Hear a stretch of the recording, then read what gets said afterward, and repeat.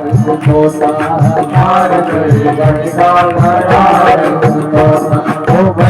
राम सीता भजो राम सीता भजो राम सीता भजो राम सीता भजो राम सीता भजो राम सीता भजो राम सीता भजो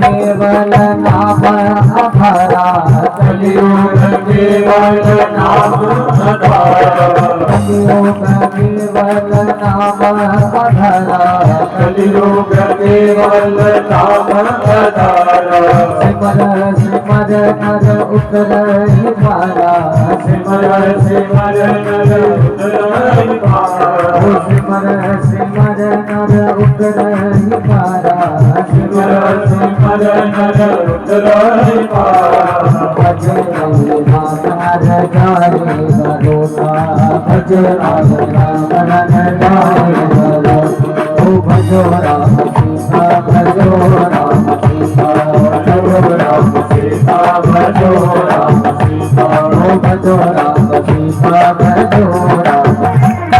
श्री रामचंद्र भगवान की जय। तो पुत्री हो गई। पुत्री कैसे हुई? वशिष्ठ मुनि ने आज शिकायत कर दी। वशिष्ठ मुनि से शिकायत हुई। अब वशिष्ठ मुनि से महाराज शिकायत हुई तो बोले पुत्र श्री विद्या हमने महाराज करवाया था, ये पुत्री हुई क्या कारण है? तो वशिष्ठ मुनि ने महाराज ब्राह्मणों से पूछा। ब्राह्मणों ने कहा तुमने कौन सा मंत्र पढ़ दिया कि पुत्री हुई है? पुत्र की जगह पुत्री कैसे हो सकती है? ब्राह्मणों ने कह दिया महाराज श्रद्धा देवी जो है ना, इनका भाव था कि मेरे पुत्री हो, सो हमने महाराज पुत्री जैसा उनका भाव था वैसे ही हमने भजन कर दिया, हमने जप कर दिया। तो श्राप देव मनु कहते महाराज ये ठीक नहीं हुआ है, मैं तो चाहता पुत्र हो जाए। तो वर्णन ऐसा आता है महाराज की वशिष्ठ मुनि का कुछ ऐसा विज्ञान जिन्होंने इस इला नामक पुत्री को पुत्र बना दिया और नाम रख दिया महाराज सुदुमन जी महाराज। बोलिए गोविंद भगवान की। अब दूसरी बार यहाँ स्वाद देव और श्रद्धा देवी के महाराज 10 पुत्रों का वर्णन आया।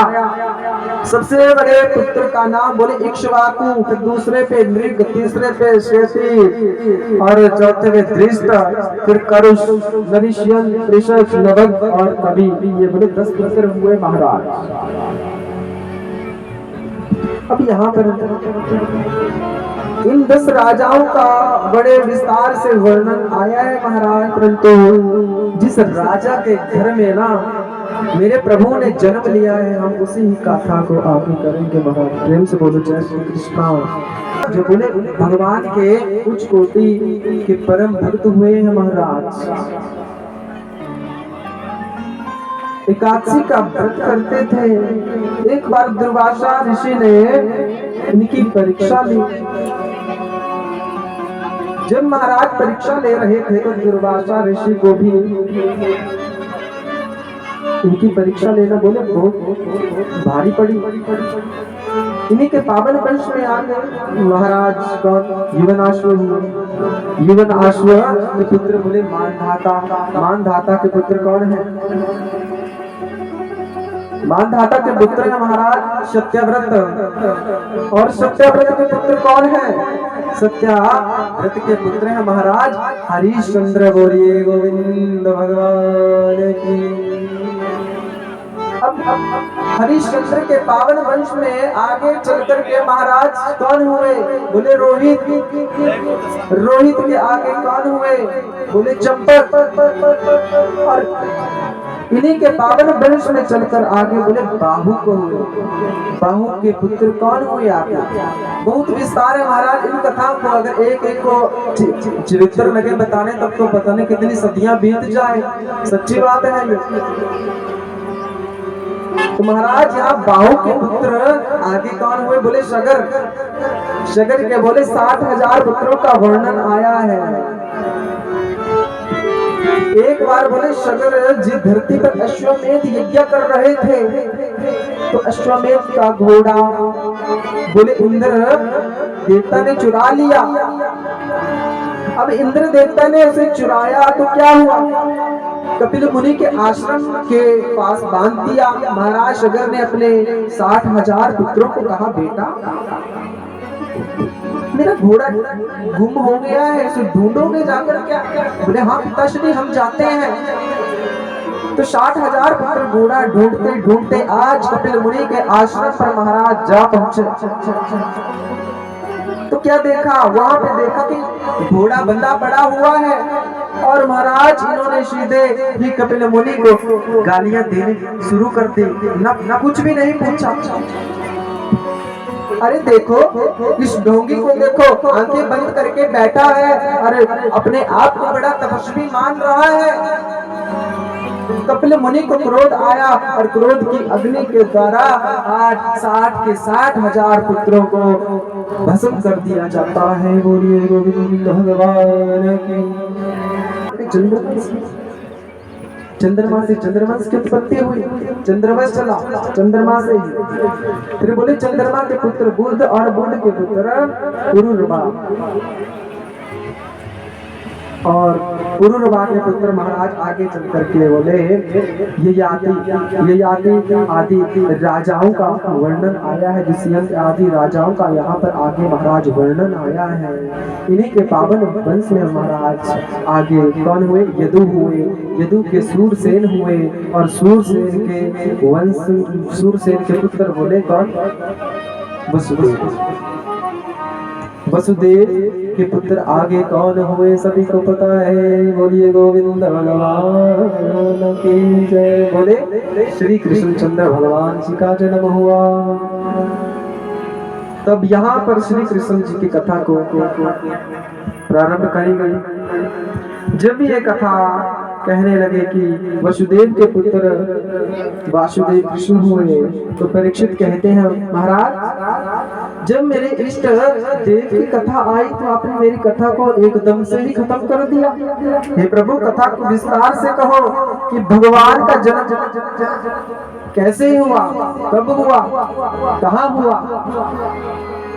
कहते हैं कथितो वंश विस्तारो भगतासो सूर्यो राज्या चोव्यावच्चानां चरितं परमाद्भुतम्। बोले सूर्यवंश में तो अपने विस्तार से कह दिया, अब आप चंद्रवंश का भी थोड़ा सा विस्तार कर दो महाराज, क्योंकि मेरे इष्ट देव है ना। तो सुखदेव जी ने कहना प्रारंभ किया, सुनो परीक्षित जी, मैं आपको चंद्रवंशी राजाओं का वर्णन सुनाने जा रहा हूँ। चंद्रवंशी राजाओं का तो वर्णन मैंने आपको सुना दिया है, पर अब ऐसा करूंगा आपको मैं बस कृष्ण कथा सुनाऊंगा। सुनो। बोले जब इस धरती पर कंस का अत्याचार बढ़ाना तो मथुरा के राजा कौन है? सभी को पता होना चाहिए। बोले मथुरा के राजा उग्रसेन है महाराज। हाँ जी, उग्रसेन के पुत्र कौन थे? कंस थे। बोले क्या करते थे? बोले ना जाने महाराज जन्म में उग्रसेन ने कैसे पाप कर्म करे हो, ये इनके घर में कंस जैसा दुष्ट पुत्र पैदा हुआ ही। जब इस कंस ने महाराज धरती पर जन्म लिया ना, तो बोले धरती पर अपशकुन होने लगे, धरती रोने लगी। और महाराज ये कंस जैसे ही थोड़ा बड़ा हुआ ना, तो बोले अपने पिता श्री उग्रसेन को राजगद्दी से उतार दिया। इसने अपने आप ही राजगद्दी के ऊपर बैठ गया, अपने पिता को यातनाएं देने लगा। अपने पिता को उसने कारागर में कारागृह में महाराज बंद कर दिया। अब हाहाकार मचने लगा, धरती त्राही त्राही करने लगी। कंस के अत्याचारों से धरती माता ने गौ माता का रूप धारण किया और ब्रह्मा जी की शरण में गई और ब्रह्मा जी से प्रार्थना करी, हे प्रभु मेरी रक्षा कीजिए। ब्रह्मा जी बोले चलो देवी, चलो हम भी क्षीर सागर के किनारे चलते हैं। क्षीर सागर कहाँ? बोले बैकुंठ में चलते हैं, जहाँ पे हमारे भगवान विष्णु जी रहते हैं, वहां पे चलते हैं, वही हमें रास्ता दिखलाएंगे। तो आज ब्रह्मा जी सभी देवताओं को साथ लेकर पृथ्वी रूपी गौ माता को लेकर साथ में जाते हैं, भगवान से प्रार्थना करते हैं, दुख का कारण बतलाते हैं। सारा वृत्तांत बताया कि हे प्रभु, पापियों का ना बोलबाला बढ़ चुका है। जब जब भी बोले सज्जनों पर अत्याचार होता है तो भगवान को धरती पर बोले अवतरित होना ही पड़ता है। बोलिए गोविंद भगवान की। तो ब्रह्मा जी भी आज अपने दिल की आवाज भगवान तक पहुंचा रही है। महाराज हे ब्रह्मा जी सुनो। तब आकाशवाणी होती है, भगवान ने पुकार तो सुन, आकाशवाणी हुई, हे ब्रह्मा जी सुनो सुनो। बोले बोले हाँ जी बोलो महाराज। ऐसा करो कि तुम मेरे आने की तैयारियां करो। बोले कहाँ पर? बोले धरती के ऊपर। और कहाँ पे करोगे? बोले महाराज कौन सी धरती, कहाँ की धरती हमें पता नहीं लग रहा है। तो बोले वृंदावन, मथुरा में, गोकुल में सारे देवताओं को बोले भेज दो नीचे। अब ब्रह्मा जी ने महाराज सारे देवताओं को आदेश दिया, जाओ। बोले कोई गौ बन जाओ, कोई पेड़ बन जाओ, कोई पौधे बन जाओ, कोई पुरुष बन जाओ, कोई नारी बन जाओ, पर चले जाओ, कुछ ना कुछ तो बन जाओ महाराज मेरे कन्हैया के लिए। तो सारे उतर गए महाराज वृंदावन धाम में, अपने अपने रूप में सबने जन्म लिया, भूमिका बना दी गई। इधर भगवान ने कंस इतना अत्याचारी हो चुका था कि प्रजा भी इसका अभिनंदन नहीं करती थी। एक दिन मन ने विचार किया कि अरे प्रजा मुझे मानती ही नहीं है, मैं हूं तो राजा, मैंने ऐसा कौन सा कर्म किया है जिससे मेरा प्रजा रूपी मेरा जो अभिनंदन करे। कौन सा कर्म करूं ऐसा मैं जिससे प्रजा मेरे अभिनंदन कर सके। तो विचार कर रहे थे तो मन में विचार आया कि देवक की पुत्री जो देवकी है ना, बोली क्यों ना मैं एक अच्छा काम करूं। चचेरी बहन थी वो। तो आज मन में विचार आया तो बोले इसका विवाह, मैं अपनी बहन का विवाह के लिए कोई वर ढूंढता हूँ। तो क्या हुआ कि वसुदेव को कहा कि हे उत्तर, आपका विवाह मैं अपनी बहन से करवा दूं। तो उसने बोला ठीक है कोई बात नहीं। बस महाराज जैसे ही कंस से ये प्रेरणा मिली, कंस ने प्रस्ताव रख दिया, वसुदेव ने प्रस्ताव को स्वीकार किया और महाराज समय आ गया, वसुदेव देवकी का विवाह होने लगा। जब विवाह ब्रह्म विधि से पूर्ण हुआ ना, तो क्या हुआ, जब विदाई का समय आया तो यहाँ पर कंस प्रजा के सामने बोले झूठ के आंसू बहाने लगा। क्यों? वैसे तो दुष्टि ही सोचती थी प्रजा। फिर प्रजा कहने क्या लगी, झूठ के आंसू बहा रहा। अरे कौन कहता है कि हमारा राजा दुष्ट है। कौन कहता है कि हमारा राजा अत्याचारी है? देखो हमारा राजा कितना दयालु है, कितना रो रहा है अपनी चचेरी बहन की शादी में विदाई के दौरान।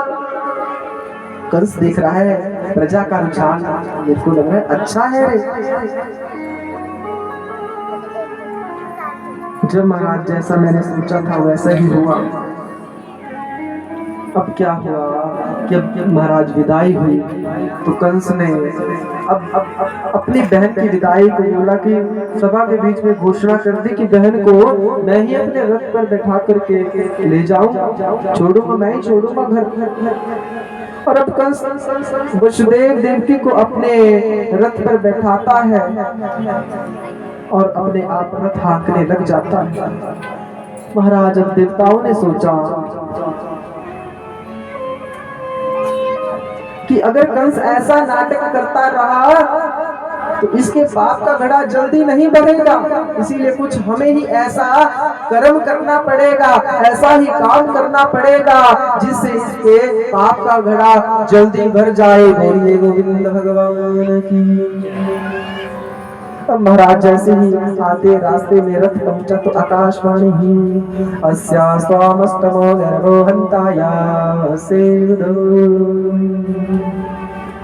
अरे हे दुष्ट कंस, हे मूर्ख कंस, जिस बहन को तू इतने प्रेम से विदाई दे रहा है, इसका 8वां पुत्र जो है वो तेरा काल होगा।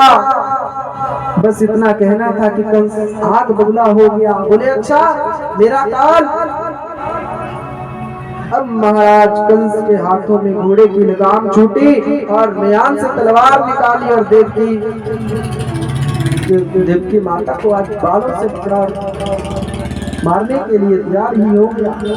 तब देवकी के पति वसुदेव ने पति धर्म को निभाते हुए कहा, सर्वप्रथम महाराज कंस का हाथ पकड़ा और कहा, देखो कंस, ये तुम्हारी बहन है, दूसरी ना ये मेरी धर्म पत्नी है, इसकी रक्षा करना बोले मेरा ही कर्तव्य है, इसे छोड़ दो। कंस बोला, यदि मैं इसे नहीं मारूंगा तो इसकी जो 8वीं ना संतान है वो मुझे मार देगी, खत्म कर देगी। प्रेम से बोलो जय श्री कृष्णा। वसुदेव ने कहा, कंस मृत्यु तो किसी को नहीं छोड़ती, इसीलिए मृत्यु से क्यों डर रहे हो आप? मेरी बात सुनो, मेरी बात मानो, इसे छोड़ दो। मैं आपको वचन देता हूँ, मैं आज आपसे सत्य की दुहाई मांगता हूँ। वसुदेव ने कहा, कंस मैं तुम्हें वचन देता हूँ कि इस देवकी के बोले जितने भी पुत्र होंगे एक एक पुत्र मैं आपको ही सौंप दूंगा। बोलिए गोविंद भगवान की। पर महाराज इसको क्या करो, इसको छोड़ दो। महाराज वसुदेव जी इतने उच्च कोटि के सत्यवादी थे कि कंस जैसा दुष्ट भी इनके ऊपर विश्वास करता था। कंस ने महाराज छोड़ दिया। अच्छा वसुदेव, अगर तू वचन दे रहा है तो मैं इसे छोड़ देता हूँ, परंतु ध्यान रहे कि इसके एक एक पुत्र आपको मुझे देने होंगे। हाँ हाँ कंस, मैं तुम्हें वचन देता हूँ, मैं दे दूंगा, एक एक बच्चा दूंगा। ठीक है जाओ। अब महाराज ने करवट बदली। यहाँ पर देवकी मैया के 1 वर्ष के भीतर महाराज पहला संतान हुई। संतान का नाम है कीर्तिमान नामक पुत्र हुआ।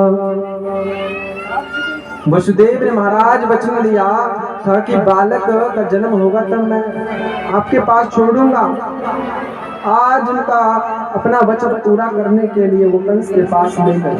लो कंस, मैंने वचन दिया था ना आपको, आज मेरा वचन पूरा हुआ। कंस कहता है, वसुदेव मैं सत्या से ही, मैं तभी तो आपके ऊपर प्रसन्न हूँ। अगर तू सच बोलता है तभी तो मैंने उसे छोड़ा। मुझे इस बालक से कोई डर नहीं है, मुझे 8वें से ही डर है महाराज, ले जाओ इसे। और महाराज वसुदेव बड़े प्रसन्न हुए और उस बालक को ले जाने लगे। उतने में देवताओं ने देव ऋषि नारद जी को पाठ पढ़ा दिया। बोले महाराज आप कुछ भी करो, मगर कंस ऐसी छोटी छोटी दया करता रहेगा तो उसकी अवधि बढ़ती ही चली जाएगी। तब देव ऋषि नारद जी कंस से कहते हैं, सुन कंस तुम्हारा भ्रमित करने लगे। बोले कैसे? कंस के पास आए, भ्रमित किया। बोले कंस, हमने सुना है कि वसुदेव और देवकी का पहला जो पुत्र हमने सुना कि पहला पुत्र हुआ है। हाँ हो गया है, पुत्र तो हो गया, परंतु मुझे उससे कोई डर नहीं है नारद जी। नारद जी बोल रहे, अरे तू तो बड़ा ही मूर्ख है रे। कंस पूछा, क्यों महाराज, क्या बात? नारद जी बोले, तुम्हें क्या पता, उन देवताओं का क्या भरोसा, कभी 8वें से पहला और पहले से 8वां हो जाए। 8 7 5 6 4 3 2 1। अब देखो पंखुड़ी आगे से भी 8 होती है, पीछे से गिने तब भी पहले पे 8वें ही आती है। आया और देवकी माता के सामने उस बालक को छीन लिया और शिला पर पटक दिया। के रूप में महाराज शेष भगवान जी आए, परंतु भगवान ने शेषनाग से कहा था, बोले महाराज अब आपको मेरी सहायता करनी पड़ेगी, धरती पर चलना पड़ेगा। अब शेष भगवान जी बोले, जो आज्ञा महाराज, कोई बात नहीं, चल पड़ेंगे, आपकी जो आज्ञा है हमें स्वीकार है। तो अब क्या हुआ, योग माया का सहारा लेकर के अभी बोले 3 महीने का ही भ्रूण था, रातों रात योग माया का पता नहीं चलने दिया। भगवान ने ऐसा वर्णन आता है भागवत जी में कि वो 3 महीने का भ्रूण का आकर्षण किया और गोकुल में बोले रोहिणी माता के गर्भ में वो स्थापित कर दिया। ये लीला महाराज बहुत ही विचित्र है, इस लीला को कोई नहीं समझ सकता। अब 8वें के रूप में बोले कौन आए? बोले मेरे भगवान स्वयं आए हैं। अब भगवान 8वें बालक के रूप में जब आए तो क्या हुआ, थे ना नियुक्त किए हुए, वे जब देवकी माता के तेज को देखते हैं तो आज ये भी मन में शंका करने लग जाते हैं, हो ना हो इस बार तो ऐसा लगता है कि कंस का काल है। इसी प्रकार महाराज 1 महीना गया, फिर दूसरा भी चला गया, इसी ही प्रकार तीसरा ही चला गया, फिर चौथा गया, 5वां चला गया, छठा गया, 7वां भी चला गया। फिर महाराज कौन सा महीना आया? फिर बोले श्रावण महीना आ गया। और महाराज श्रावण महीने के बाद कौन सा महीना आता है? कौन सा महीना आता है जी, बतलाओ कौन सा महीना आता है श्रावण के माह? बोले श्रावण के माह भादो का महीना आ गया। भादो के महीने को जिसे हम बोले काला महीना कहते हैं।